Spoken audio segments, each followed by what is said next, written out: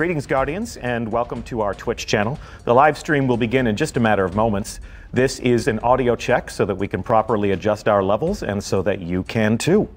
If you can hear us and you're in chat right now, please sound off with a hell yeah. The stream will begin at the end of the countdown.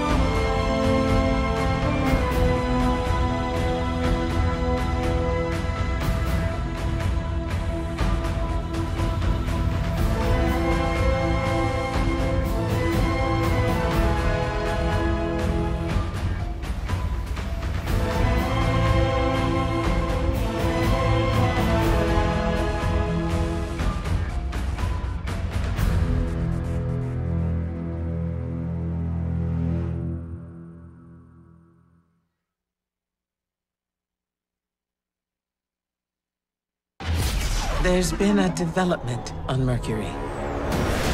And you think Osiris might be involved?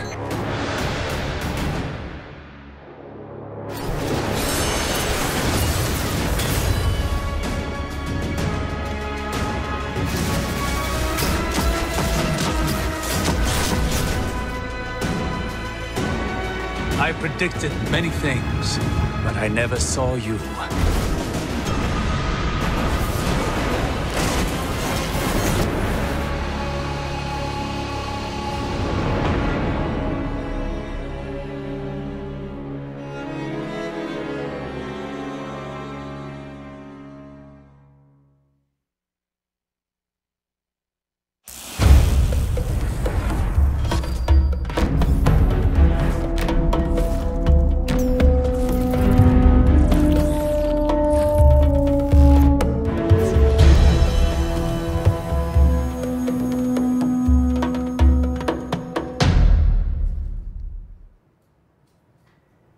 Hello, and welcome to the first in our series of 3 streams about Curse of Osiris, the first expansion for Destiny 2.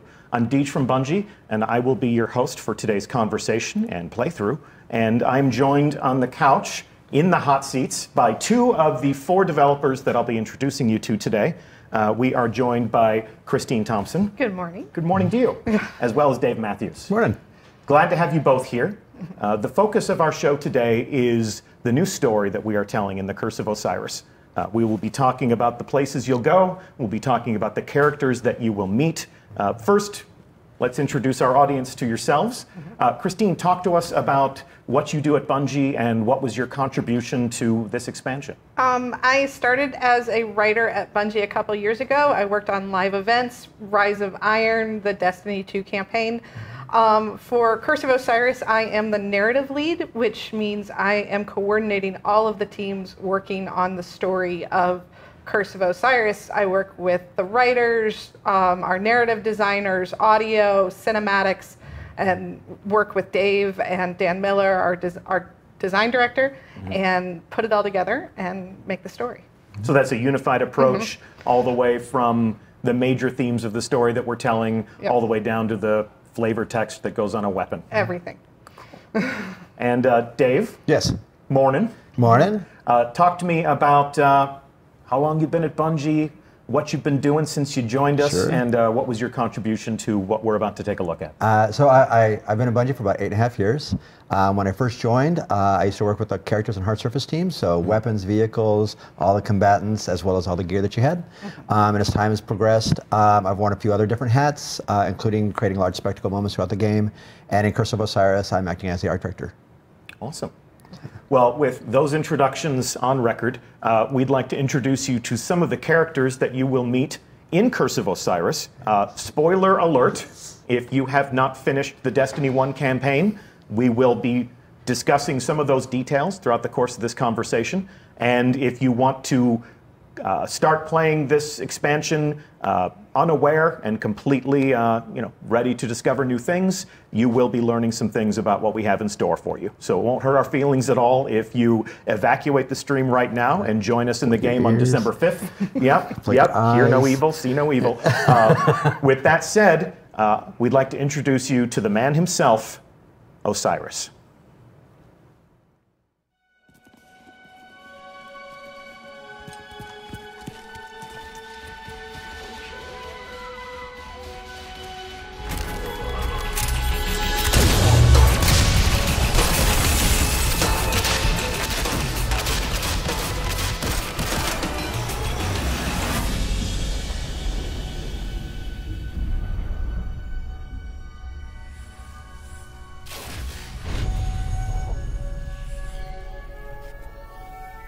Ominous rocks, killer robots, people in mortal danger.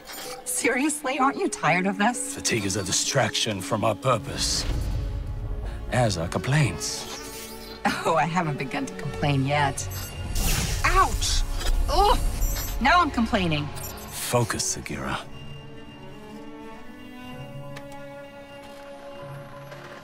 Reach for the sky, big guy.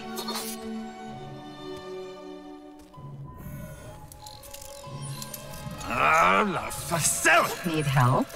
Again? I've got it, thank you.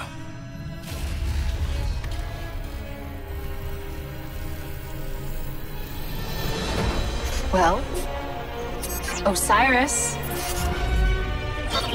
What did you see? Slow down. Wait, I thought No, shh! Go! To your left! 2 o'clock, medium range! You're welcome!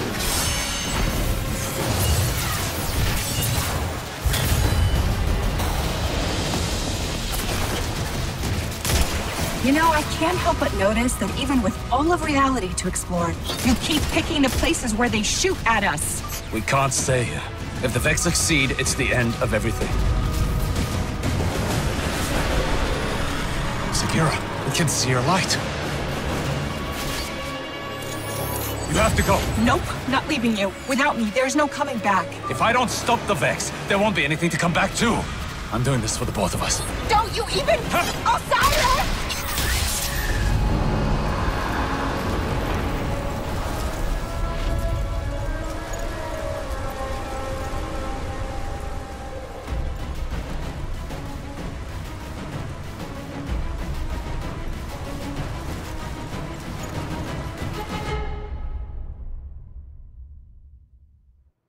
So there's a preview of some of the cinematic content that we'll see in Curse of Osiris. Just a couple of comments from our chat right now. Osiris has a fidget cube. Osiris has a named ghost. Osiris has a named ghost. So he's a special guy. First question, point of order, why is Osiris in the Vault of Glass? Not technically the Vault of Glass. Okay. Osiris is in a place called the Infinite Forest, which we'll talk about more during this stream. It is a reality engine the Vex use to simulate all of the aspects of reality that they can touch, because they are looking for something specific. They are looking to brute force reality and find the thing they want. And Osiris is there looking for it too. Pretty lucky. Yeah. Yeah, imagine if we could do that. We could take a look at all of our eventual realities. And pick out the one you want. And pick out the one you want. Like, no, don't major in that.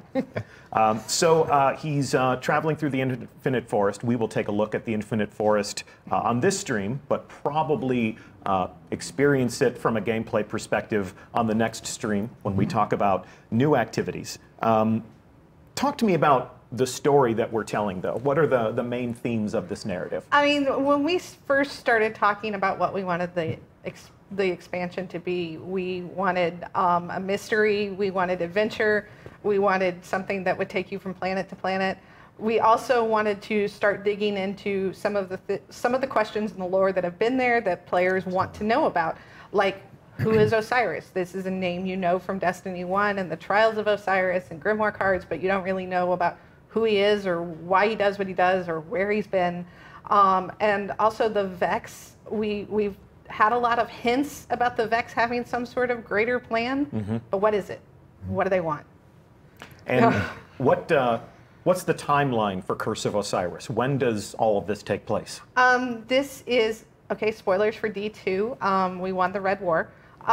This is a few months after that. Okay. Yeah.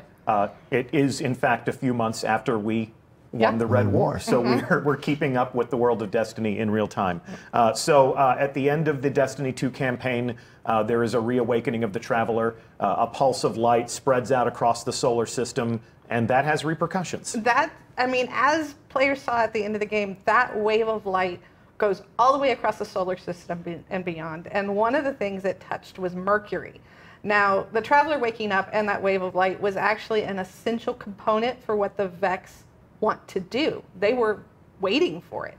So now that wave of light has come across Mercury, this gateway has activated, Vex are coming out of it, this plan is being set in motion, and at this point is when Ikora knows she needs somebody to look into the situation, and Ikora turns to her friend, the one who brought her back from Io, and says, I need your help. I need you to look into this. Okay. Pretty deep meta question from chat, from Rhino. How do we know the Red War wasn't a simulation?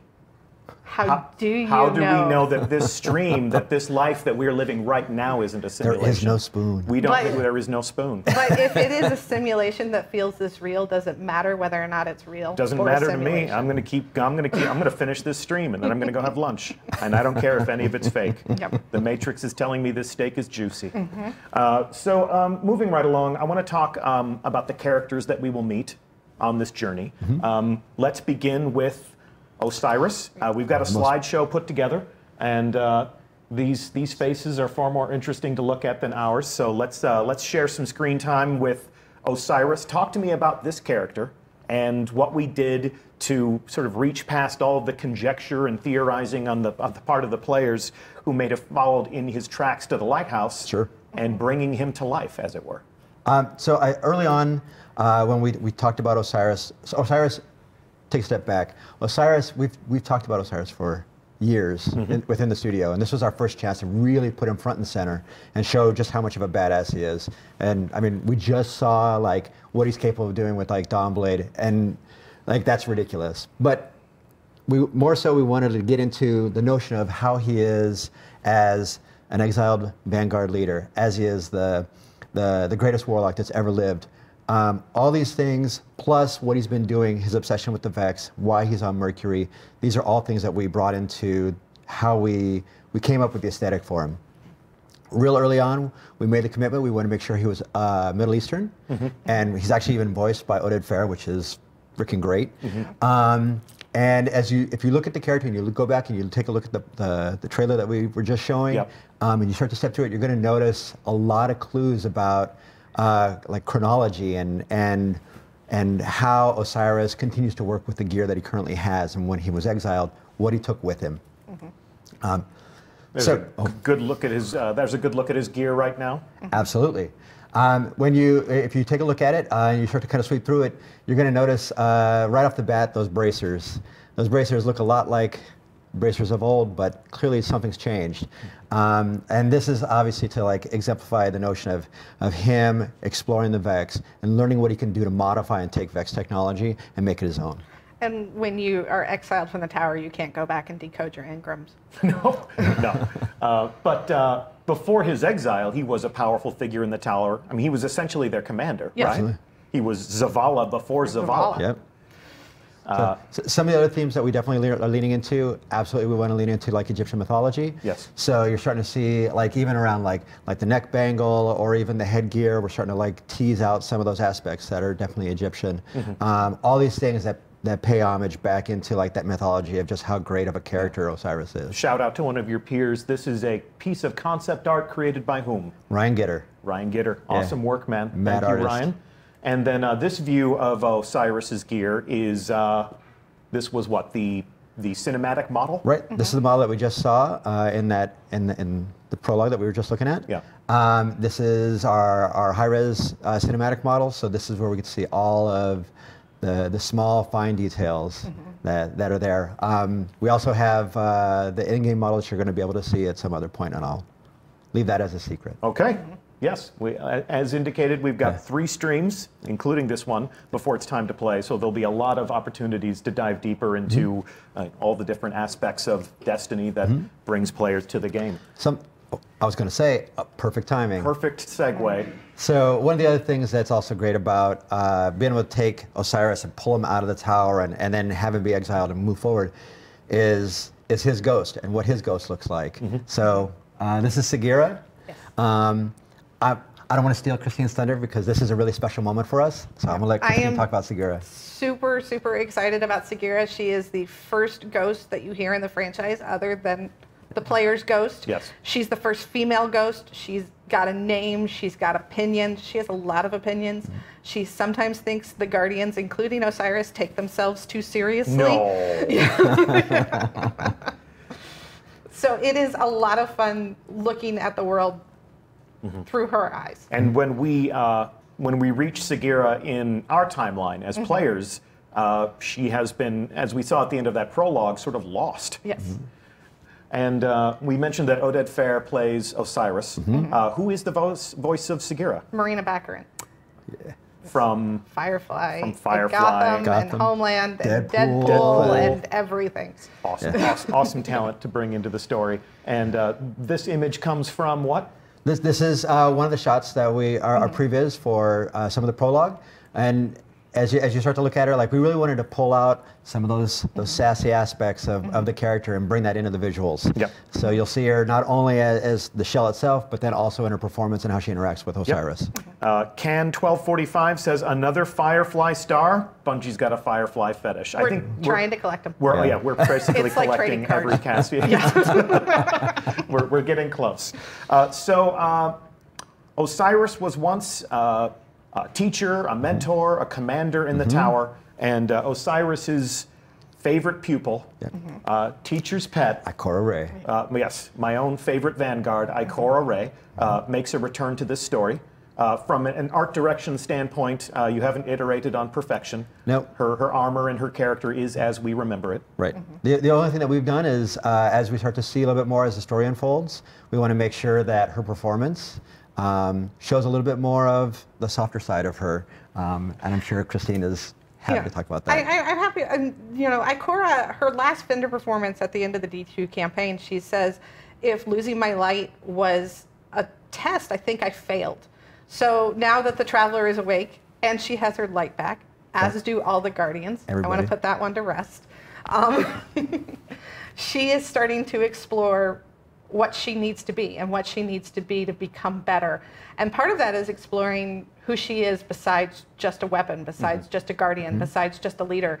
And that's exploring who she is a human. And that means having a friend. She hasn't had a lot of friends. She hasn't had a lot of people she can trust. But the player is one of those people. Nice. Yeah. And if Ikora had a favorite pupil, he's also got, well, maybe not a favorite follower. I don't even know if Osiris knows he has followers. He knows, but, you know, he doesn't like the celebrity aspect. Okay. We've seen Brother Vance before. Even if we never participated in the trials of Osiris, this was a person who held vigil in the reef and trained people to perhaps, you know, help fight to find Osiris someday. Brother Vance plays a prominent role in this expansion. He does. He is in.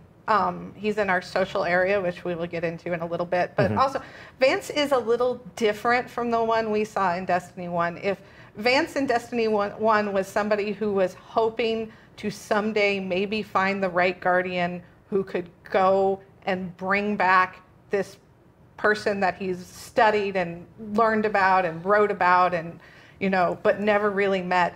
Vance in Curse of Osiris is like a guy who knows that he is the gate is open, the signs are coming into place.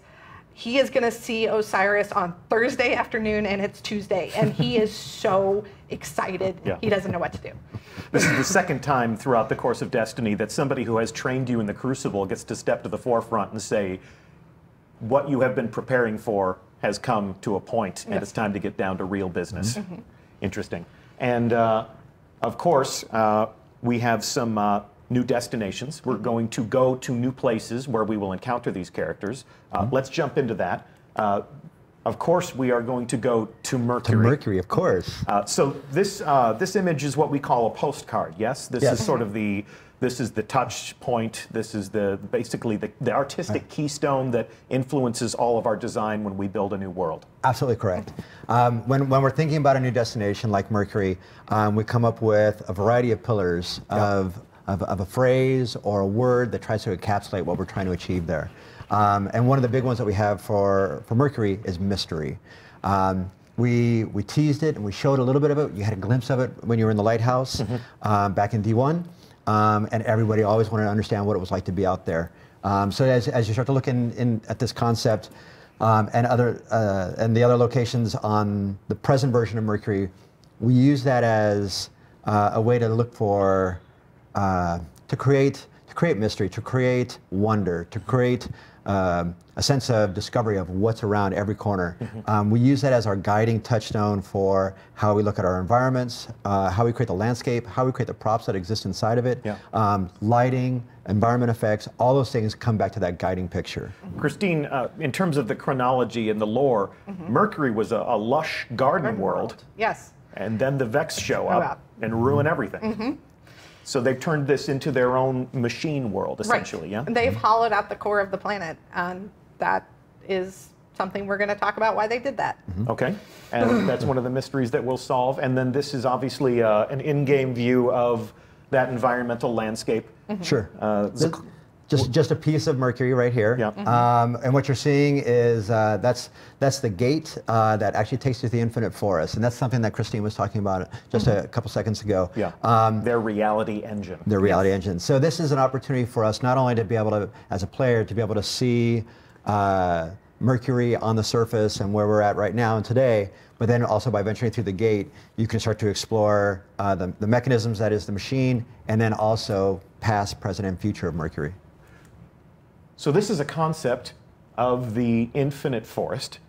This piece of concept art was created by who? This one is also Ryan Gitter. Ryan Gitter, hard at work making awesome stuff for us. Thank you, Ryan. So this is their reality engine. These are their machines. This is essentially how they jump through time and space and look at every possible eventual outcome of everything that they do. Right. I call it trying to find the equation for the future. Yeah. And then once we look at it in game, this is sort of a jumping off point, and then you can make your way through that landscape. As the Vex move through this space and as they tackle every different possible reality, what is that? How does that manifest itself physically in that environment? So, great question. Fabulous question. One of the things that we wanted to make sure early on, when we're starting to think about how we want to interact with the Vex and get into their lore, their ecology, we want to be able to expose players not only to the present Vex that they've seen and they've fought against for quite some time, but this now is an opportunity for us to dig deeper into the precursors and the descendants, which are also going to be facing in Curse of Osiris. This landscape that you're also seeing, I think it's really important to talk about how the gameplay unfolds inside of the Infinite Forest. It's the way that we built it. It's the first time you play through this mission, you'll run through it and you'll experience certain foes and certain objectives. And if you were to run through that mission again, odds are that space is not going to play out the exact same way. The space is different. The enemies that you may face is different. Right. Would you say that this is procedurally generated? Absolutely not. No. So this is lovingly crafted, very intelligently assembled in a way that we can create new and unique experiences every time you come into the Infinite Forest. Yeah, and we've always art directed every square foot that you've encountered. Every decorator, every plant, yes, every budding flower. But this landscape has different combinations of set pieces and enemies to fight, so it gives you a lot of different infinite combinations for experiences. Hence the Infinite Forest. Hence the Infinite Forest. And as we move through this space, we can also experience the Vex manipulation of time. It's my understanding that we can show future Mercury. We can totally show future Mercury. Okay, so this is the Mercury of the future. What are we looking at here? So this is dark. This is deep into the future. We call this. We refer to this picture as the dark future. Okay. This is where the sun has gone dead. What you see in the foreground there is the lighthouse. After like a tremendous amount of entropy, there is no life on the planet. The only thing that remains is Vex. There's no life anywhere. No light, no dark, just Vex. Just Vex. Just nothing to light the way, but just a sea of red vexed eyeballs. Right. This is a piece of concept art created by? This is by Dorje. Dorje Bellbrook. Man, stellar. Wonderful, wonderful work. And then this is what it looks like inside of the game. Right. That's the lighthouse in the dark future.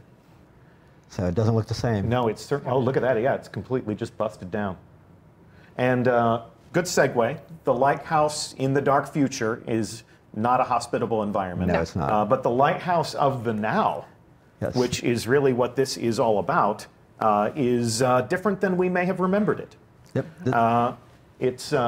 It looks like it's a little bit more hospitable to company and visitors. A little more lived in.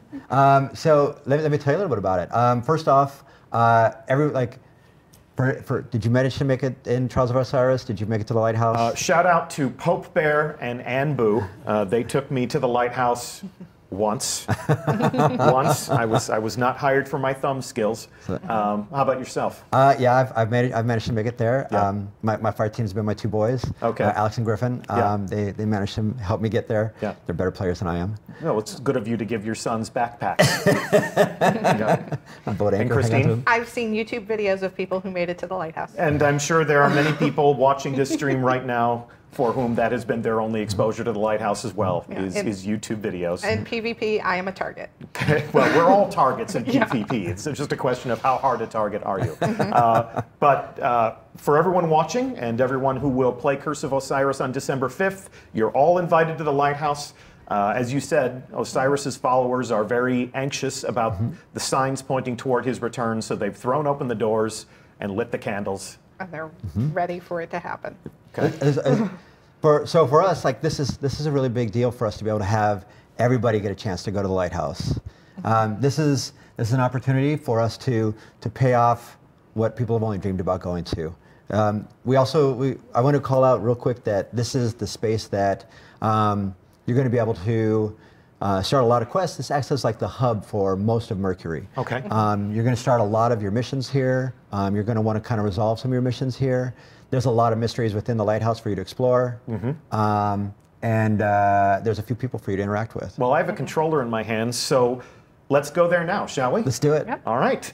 We break net live, and we are going to the lighthouse, and here we are. So as you can see, if you've been to the lighthouse before, it is a changed environment.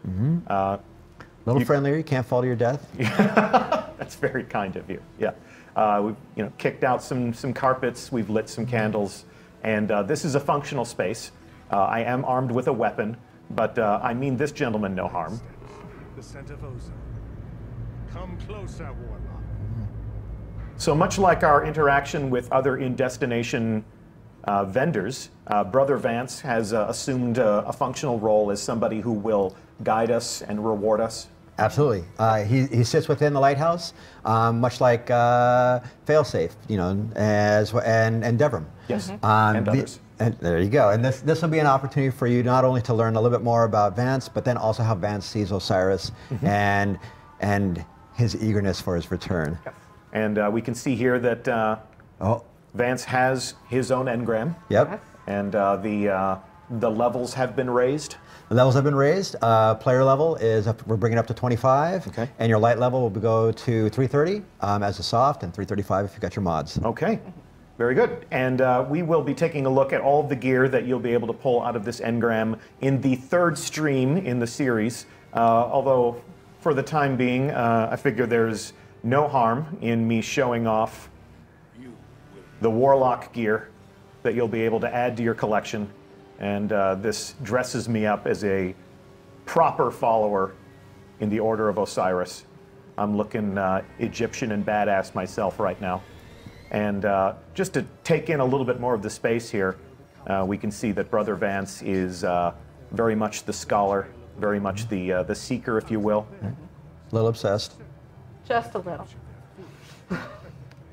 Or a lot. We prefer the term captivated. Yes.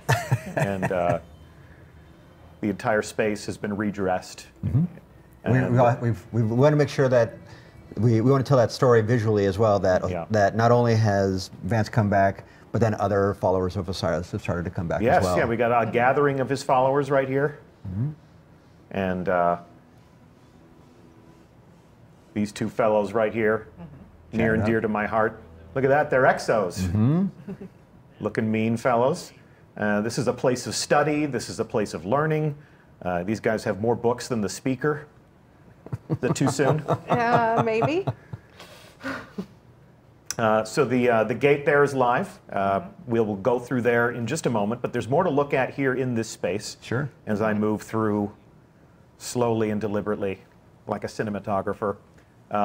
Here's something I'd like for you to tell me a little bit about, Dave, but I think when we have Dan Miller, the game director for Curse of Osiris, in the hot seat next week, I think he can give us a little bit more context. What is this installation right here? So this is basically a tracker or a history marker for some of the optional activities that you're going to be able to have as a player at the end of campaign. Okay. if you actually look at your hand cannon that you got in your hand right now, Yep.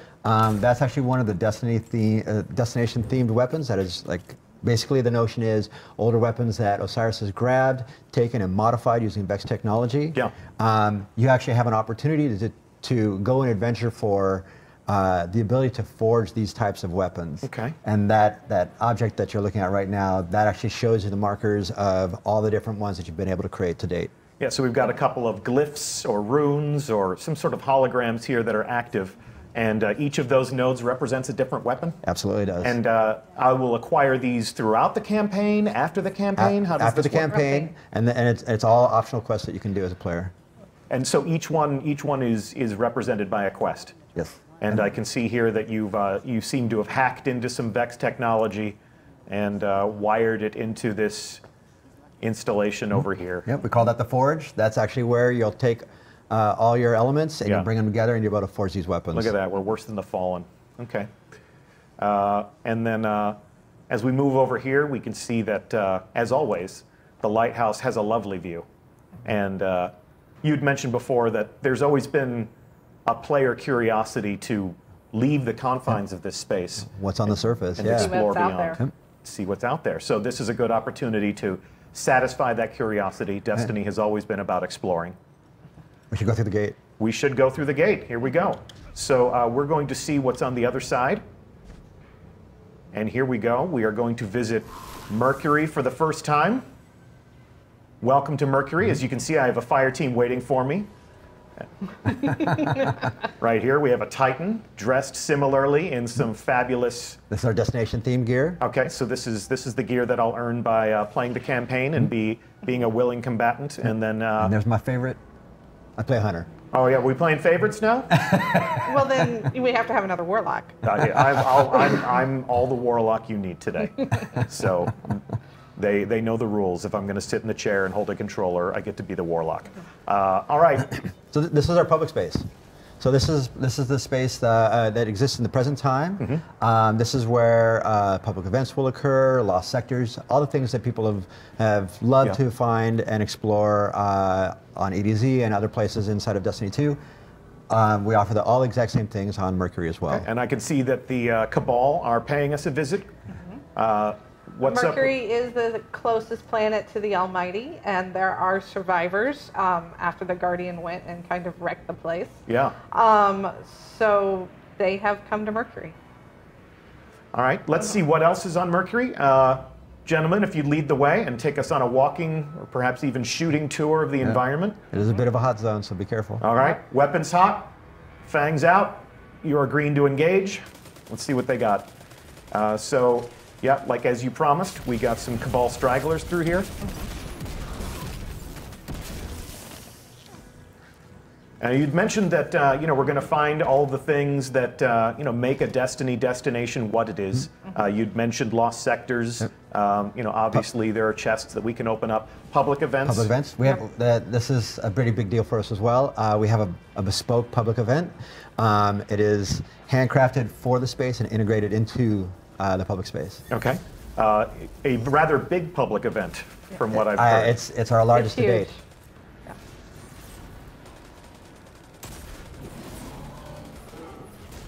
Probably want to watch out. Yeah, watch out for that Vex milk. Radiolarian Fluid, please. Yes, come on, come on. You're sitting next to your narrative. You got to be on point here, man.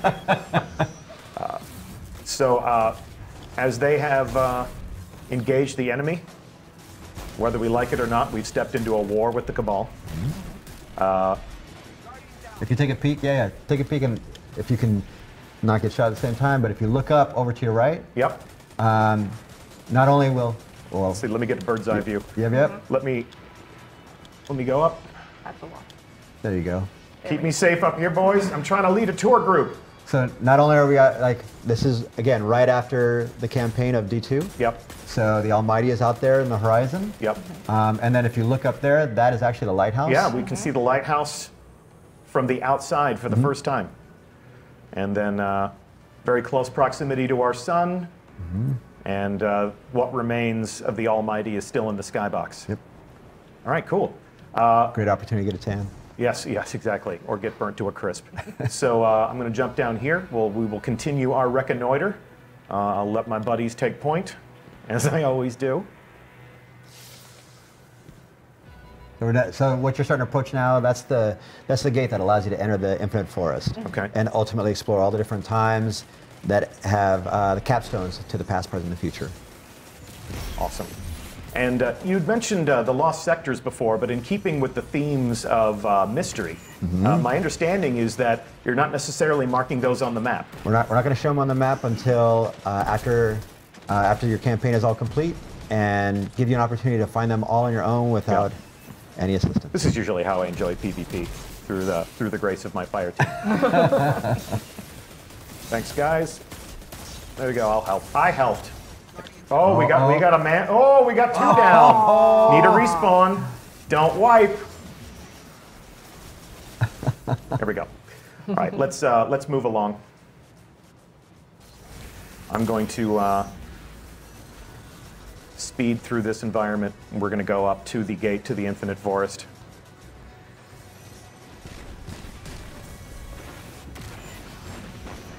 Yeah, and again, early on, we want to make sure that anybody that played PvP maps down on Mercury, that all this stuff felt familiar.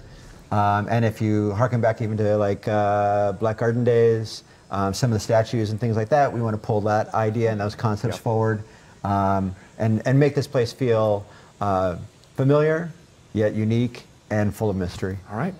We'll take one last look at Mercury. And then we are going to go through this gate, which will bring us into the Infinite Forest. I am now deep within the planet of Mercury. Yes. The Infinite Forest is pretty much fills the core of the planet. The Vex came in, they took it over, they hollowed it out, and they built this, and they keep building. From an aesthetic perspective, it was a goal of ours to make sure that we could create something that felt like it's sit outside of time and space. So we come back and look at that postcard, and now that you're here, boots on the ground, actually looking at space, we wanted to make sure it felt surreal, it felt dreamlike. Well, as my fire team forges ahead, I'm going to park right here, just so that we can take a look at the destination. Sure. We can see some of these different installations here. We call those trees. Okay. The Infinite Forest has to have trees. The forest needs trees. And what would the Vex consider a tree? And you can see that there's sort of a different aesthetic for some of the different trees. This one's pristine. This one is not. That one is not. These are all different trees that allow you as a player to go to different times. So as you, like the one on the right that you were just looking at, that will take you to the future, to the dark future. The one that's just slightly off to the left, that's going to take you to another version of the past, to the present, and then the one that's pristine that you're looking at right now is deep in the past when Mercury was a lush garden planet. And that is one of the things that we are leaving for player exploration. We're not going to show you Mercury of the past today. Not yet. By your command. Please, and, thank you. You can see we are, in fact, inside the planet. There is no sky here, only the natural ceiling of the planet's crust, I guess you would say. Mantle, maybe? Mantle? The crust? I really needed to pay more attention in geology, but I knew that wasn't the best possible future for myself. So much like the Vex, I made a command decision there. Fantastic. Well, I am going to take us back to orbit. I'm going to abandon my fire team, and they'll be okay. They'll be fine. Yeah, I wasn't much help to them anyway. So I'm going to return us to orbit, and we are going to move on to the next portion of this stream. So I'm going to thank you so much, both of you, for joining us on the couch and talking to us a little bit about the story. Hopefully we didn't reveal too much. Hopefully we have created that sense of curiosity so that you can jump in and you can discover these things for yourselves.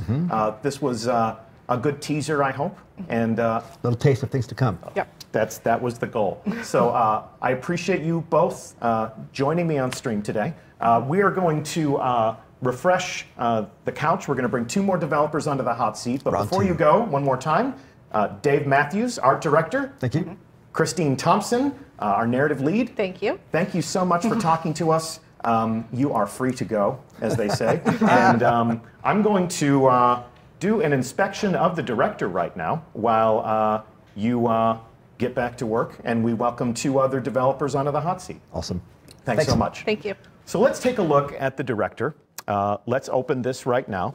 Just want to give you a brief tour of some of the different things that you can expect to find as part of Curse of Osiris. The first thing that we will take a look at is the strike menu. As you can see here, the Heroic Strikes playlist, is coming back. Great source of cooperative fun with yourself and 2 friends, as well as a good source of rewards.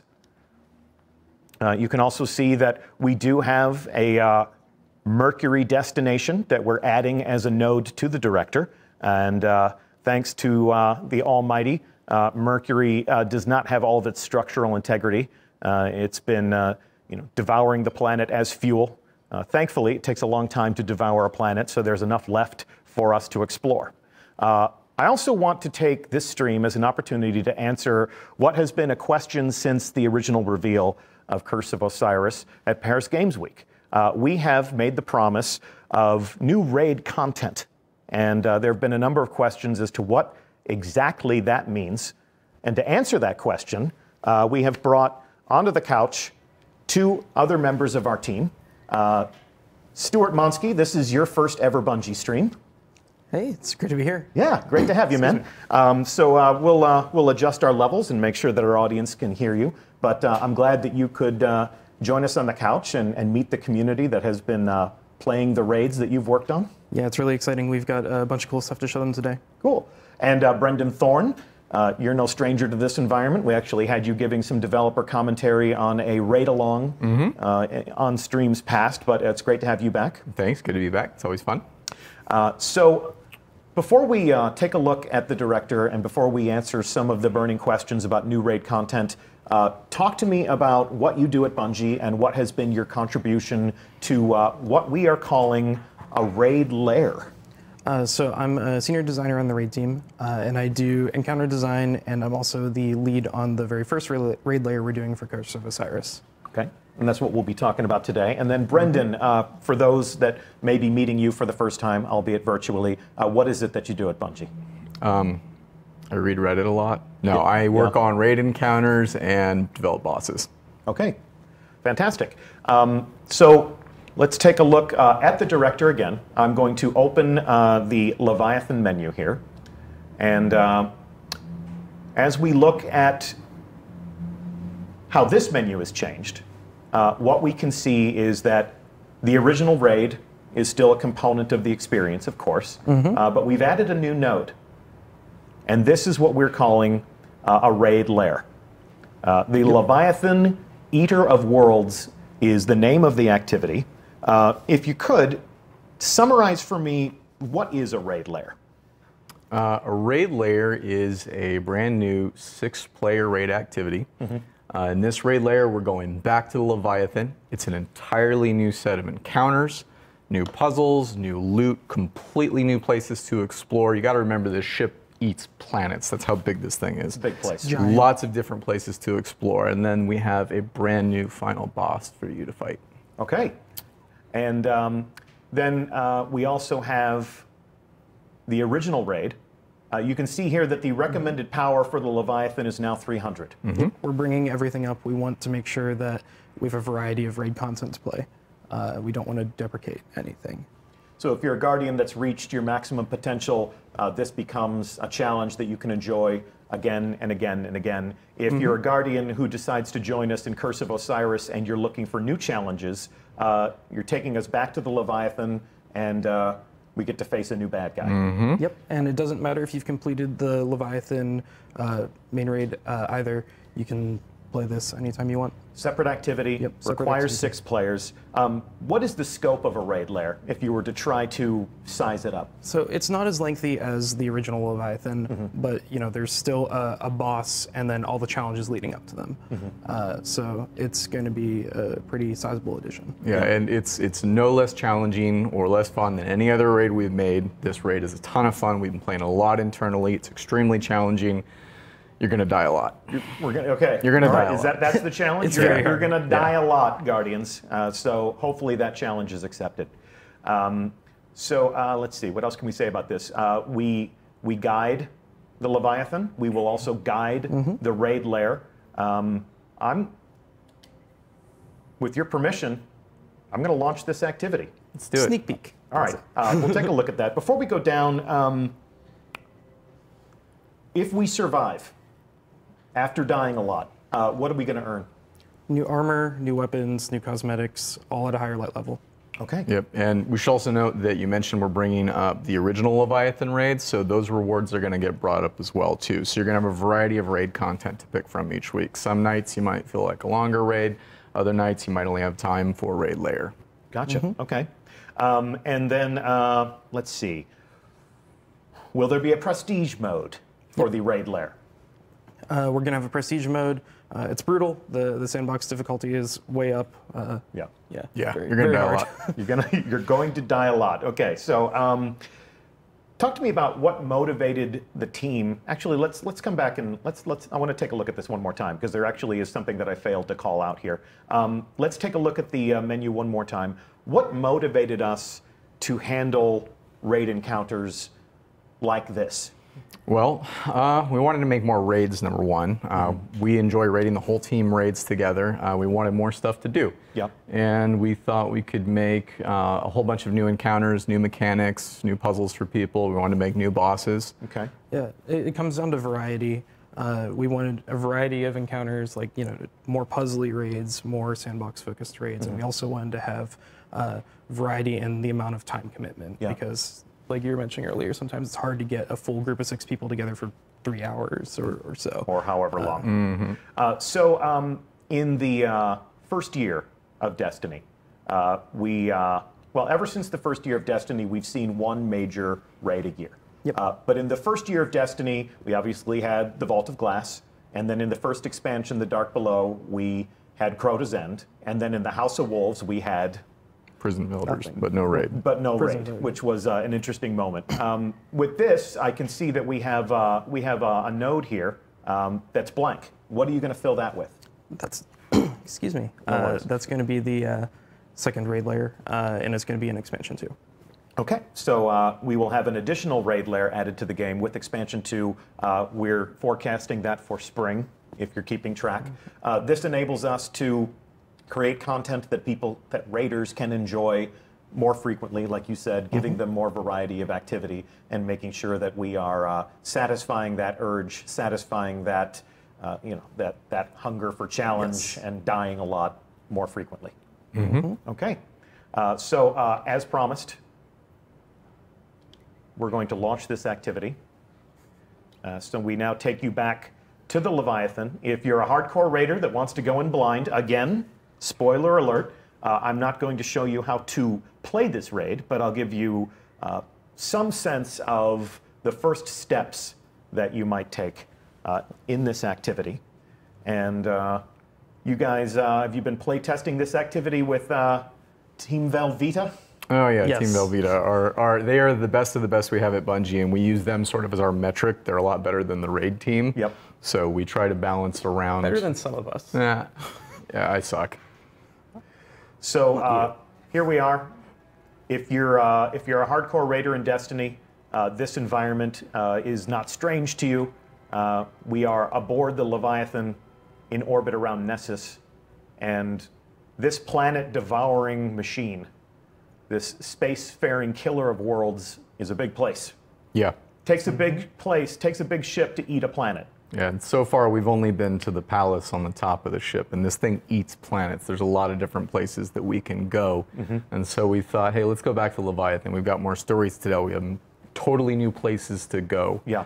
So we're gonna go somewhere else this time. Yeah, you still haven't been down below. You've seen a little bit under the city, but that ship is massive. Into the belly of the beast, as it were. Yes, the original name for it before we named an achievement that. Okay, so now we are going to investigate the Eater of Worlds.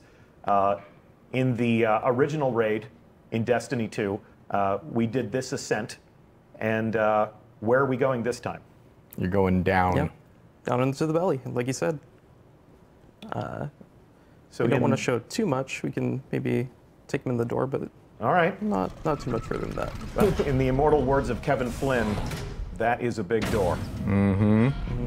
And I'm going to park it right here. So this is, if you are a raider and if you are ready for new challenges, this is what awaits you. You'll open this door, you'll descend into a brand new raid lair, and we'll see what awaits them. Will you guys be piling into our theater to watch as people undertake this for the first time? Always. Yeah, it's a party every time we do it. Yeah, it's great. We love it. When will this go live? Will this be live to the first fire team that can finish the campaign and dive in, or are we going to illuminate a starting line? It's going to be a starting line. As always, we want to treat the competition with respect. So we'll shoot the starting pistol, we'll spectate, we'll cheer for the winners. Yep. All right. It'll be shortly after DLC launch. I think we'll talk about the exact date later. Okay. When we're ready to tell you about the exact date, we'll set those expectations. We'll give everyone an opportunity to fire team up, get prepared, and rush out there in an attempt to grab the trophy and win some glory for themselves. Anything else you want to tell our community about the raid lairs? I don't want to spoil anything. Certainly not. It's Certainly not. completely different. I can't wait for people to see this. This is actually more than we've ever said about any sort of raid context or any sort of raid engagement prior to the launch of a thing, but with Destiny, we always seem to be breaking the mold for the player experience and introducing different ways for people to experience content. So this one felt like it needed a little bit of explanation, so here we are. If we've brushed up too close to this, sorry. We did invite people to evacuate the stream, but we wanted to satisfy the curiosity as to what raid lair. That is lair, not layer. That is L-A-I-R. That's a question that was asked right now in chat. I'm not being pedantic. That is a raid lair, similar to a dungeon or a realm or place where a boss lives. Get a out of boss's my house. lair. Yes, yes. All right. Well, this and other trials and challenges await you on December 5th as part of the Curse of Osiris. It has been our pleasure to host you on stream today. Stuart Monsky, Brendan Thorne, obviously I'm Deej, I've been your host, and I hope that you will join us next week. We'll have Dave Matthews back along with game director Dan Miller, and we're going to take a look at some of the different activities that you will play in the Curse of Osiris, including the biggest public event you've ever seen in Destiny, as well as a live fire exercise through the Infinite Forest. If that feels like more information than you need, we'll see you on December 5th. Otherwise, we'll see you in a week, and then a week after that to take a look at all the gear that you'll be able to earn in Curse of Osiris, or even as any player of Destiny 2 as part of Season 2 of the experience that will continue to refresh with different things to do and different things to earn. Thank you so much for watching. See you again in a week.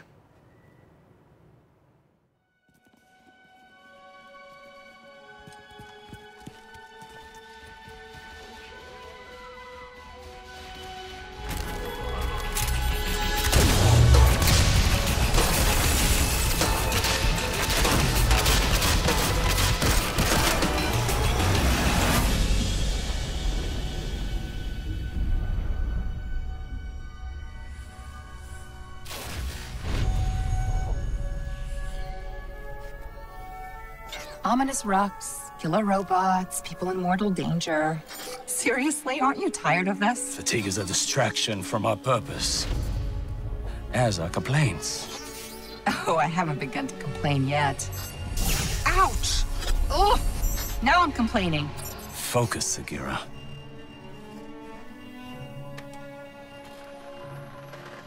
Reach for the sky, big guy.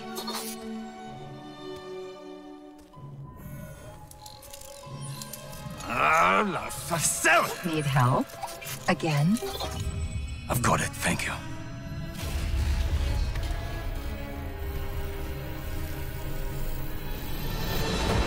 Well, Osiris.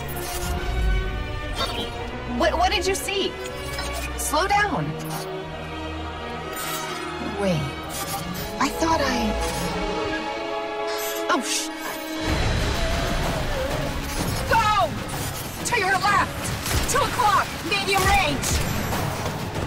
You're welcome!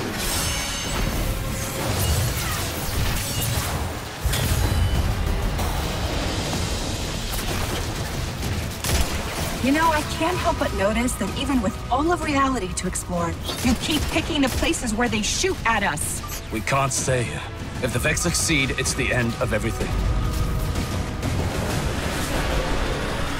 Sakira, we can see your light.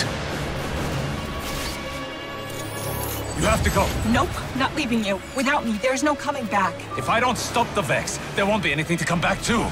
I'm doing this for the both of us. Don't you even... Osiris!